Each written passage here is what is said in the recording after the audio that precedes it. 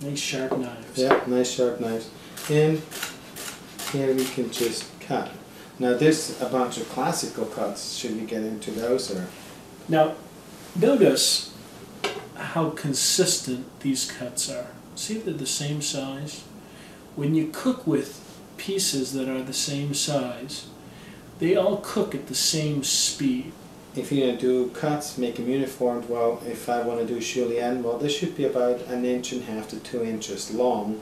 So to do that without getting a ruler involved, most blades are about 1.5 inches to 2 inches wide, so you can use it as your ruler.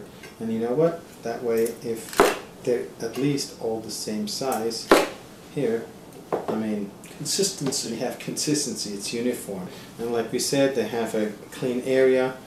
The things that I don't use right now, I'm not working with, I set that aside. You slice this in half. Yes.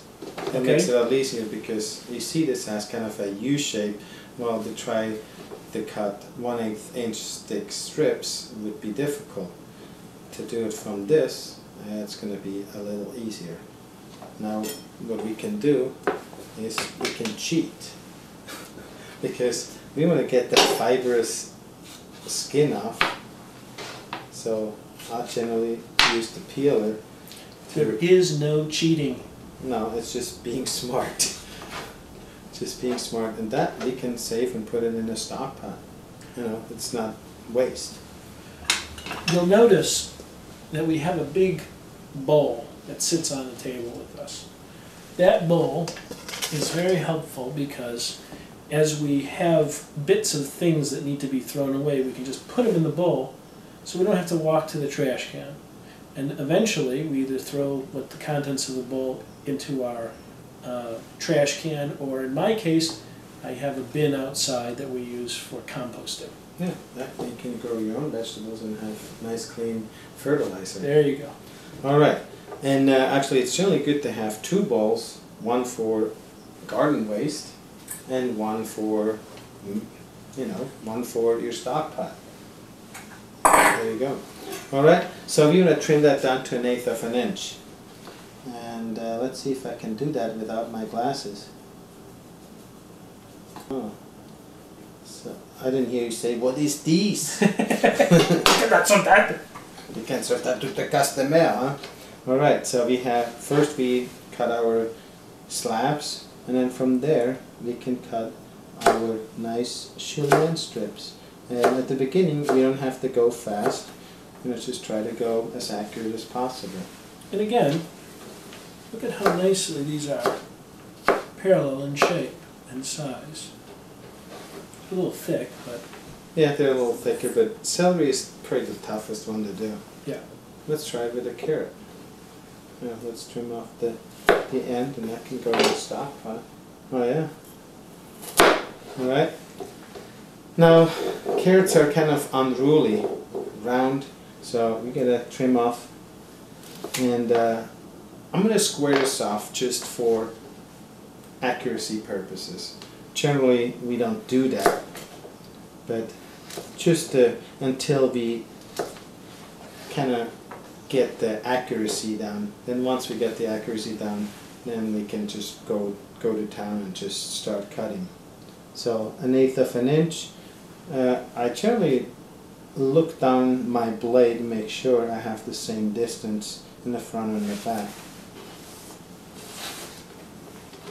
It just helps, and follow through with your cut. See, just come on down, and I'm not just going down and stop. I follow through, so I have that pivot point. And carrots are very fibrous, so often they kind of pull and tweak, and then you get some that, see this side here, is a little thicker than the other side. And it will bow, and you'll end up with cuts that are skinny on one end and thick on the other. Yeah, they're kind of tapered. And then, once we get a little better, we can stack some up and go nice and easy. Oh, see how this bows here? I don't know if you can see it. Here, we'll show. See? Got a little Well, bow to it. what I normally do with this, there comes that little thumb action. So I kind of pushed it with the thumb in there, but make sure that my thumb is still behind the guiding hand to keep that cut nice and clean. And you see how his knife is pressed right up against his fingers. A lot of people will cut, and you'll see this even in the cooking shows, where they're cutting and they got their hands way over here. You want to get the knife right up against the fingers so that as you're cutting you can feel where the knife is as well as see it. A good chef, as they're cutting, will be able to cut without actually looking at the product. You don't want to do that necessarily, but you certainly can if you're holding the knife right and holding the food correctly. Well, yeah, that way, if I feel my knife, I know where it is. If I don't feel my knife, I know my hand is in danger. So, see, look at how beautiful these are. I'm making the mistake of reaching onto the board while he's cutting, but we've done this a lot together, so we know. And you trust me. And I trust him. All right. Look at how beautiful these are. They're very consistent in size and shape. So when I throw these in the wok to do a quick stir fry, or when I put them in, salad, put them under my fish, or put it in the salad, it all looks the same. Let's talk about the onions. What do you want to send two Doesn't matter. I like the fortune. Try the fortune. So, onions are also round. They roll around a bit. And there are a lot of different ways you can cut an onion. You can do a dice, you can do julienne, you can do all sorts of different sizes and dices. And rings too. And rings. So, we're talking about julienne, so let's go for a julienne with this as well. How long used to pay me for that? No, I'll just use my big one. Right. Now you notice, the first thing I did is I cut the non-root end off. This is the root end, it's the furry end, it looks kind of like my beard. Yeah. And I cut it off, I cut off the other end, leaving this one on. And I left this one on because with certain cuts, like when you're dicing, you want that end on to hold the onion together. If you cut it off, the onion's going to fall apart as you're trying to work with it. Yeah, the layers come all apart. Now I'm going to cut the whole thing in half. And I'm going to set half of it aside over here. And because we're doing a julienne, we're actually going to cut the bottom off of it. I'm going to put the flat side down and cut off the end. Oh, can I have that for my stock? You certainly can. I was keeping it for my compost. Well, you can give that to the compost. You don't want that for the stock? No. No, you can have that. I thought you liked it because it made it dark. No. I use that to color my Easter eggs. Oh, is that what it is? Yeah. Okay, so now we've got this onion and we've got it peeled and we've got it sliced in half. There's no root end on it to hold it together. A julienne is a classical cut, and thanks for starting this.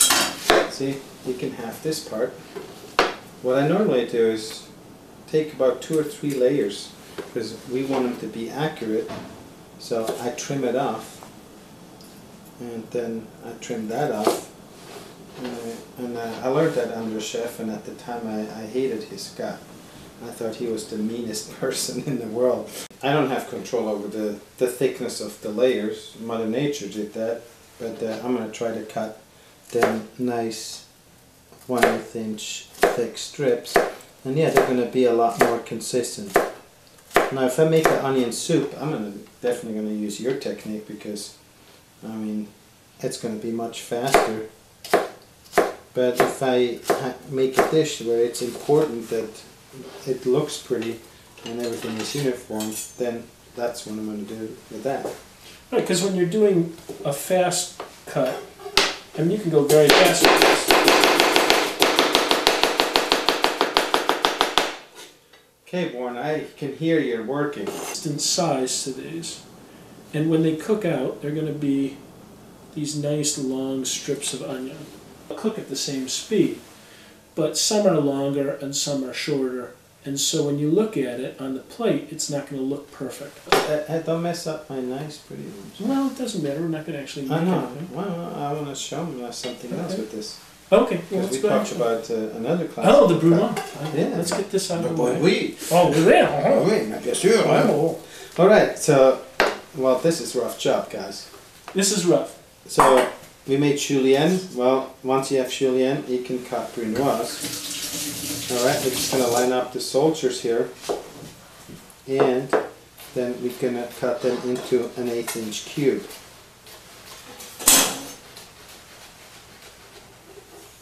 Mmm. Voila. These are beautiful. You do this with a red pepper and you put it around on your plate. It's just so pretty.